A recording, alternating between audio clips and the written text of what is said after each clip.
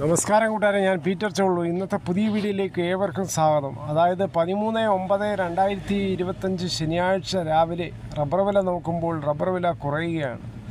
ഇന്നത്തെ വ്യാപാരി വിലയിൽ RSS 4-ഉം 5-ഉം 1 രൂപയാണ് കുറഞ്ഞിരിക്കുന്നത്. ISNL 20 1 രൂപയാണ് കുറഞ്ഞത്. ഒട്ടുപാലിൽ മാറ്റമില്ല. സ്വർണം നോക്കുമ്പോൾ സ്വർണത്തിന് 1 ഗ്രാം 70 രൂപയും 1 പവൻ്റെ മുകളിൽ 560 രൂപയാണ് കൂടിയിരിക്കുന്നത്. സ്വർണ്ണവില എങ്ങോട്ടാണ് പോകുന്നത്? സാധാരണക്കാർക്ക് അടുക്കാൻ പറ്റുമോ ഇന്നത്തെ കാലത്ത് സ്വർണ്ണവില? ഇനി നമുക്ക് റബ്ബർ വില നോക്കാം. റബ്ബർ വില കോട്ടയം ബോർഡ് വില RSS 4 കിലോ 188-ഉം RSS 5 കിലോ 185-ഉം ISNL 20 164-ഉം ലാറ്റക്സ് 60% 128.90 പൈസ.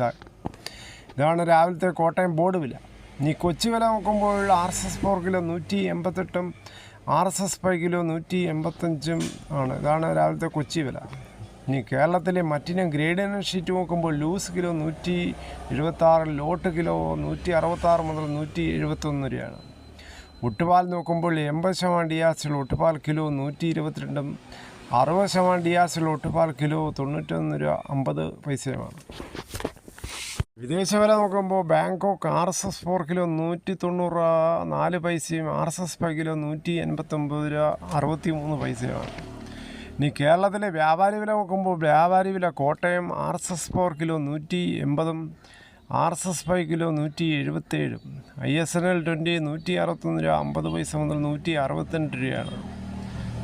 ഒട്ടുപാൽ വ്യാപാരി വിലയിൽ 70% DRC ഒട്ടുപാൽ കിലോ 102 മുതൽ 108-ഉമാണ്. ഇന്നത്തെ വ്യാപാരി വിലയിൽ RSS 4-ഉം 5-ഉം 1 രൂപയാണ് കുറഞ്ഞത്. ISNL 20 1 രൂപ കുറഞ്ഞു.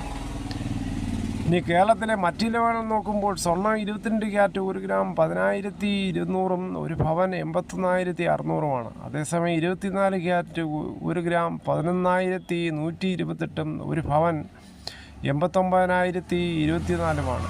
സ്വർണ്ണം വാങ്ങിക്കാൻ പോകുമ്പോൾ സ്വർണ്ണത്തിൻ്റെ പരിസ്ഥിതി ഉറപ്പാക്കി വാങ്ങിക്കാൻ ശ്രമിക്കുക. ഇതാണ് രാവിലത്തെ സ്വർണ്ണവില.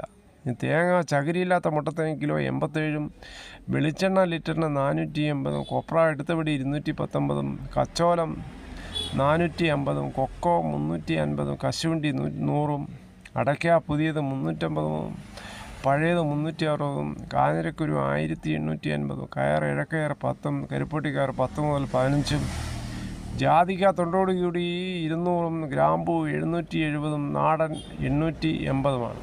നെല്ല് കിൻഡൽ 2300-ഉം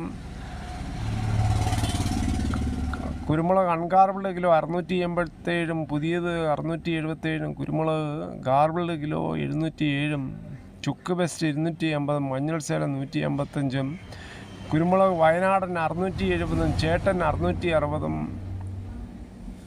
പൈനാപ്പിൾ പച്ച 38-ഉം പഴം 45-ഉമാണ്.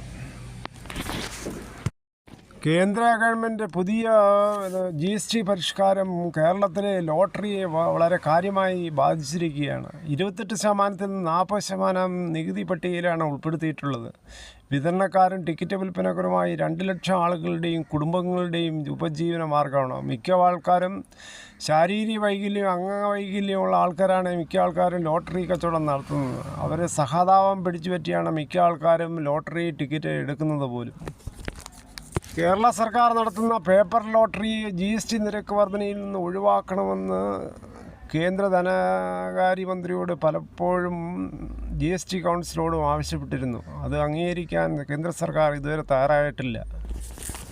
ഏതായാലും കൊട്ടാരക്കര MLA-യും സംസ്ഥാന ധനകാര്യമന്ത്രിയായ KN ബാലഗോപാലൻ ശക്തമായി ഇടപെടുകയാണ് ഇതിനെപ്പറ്റി.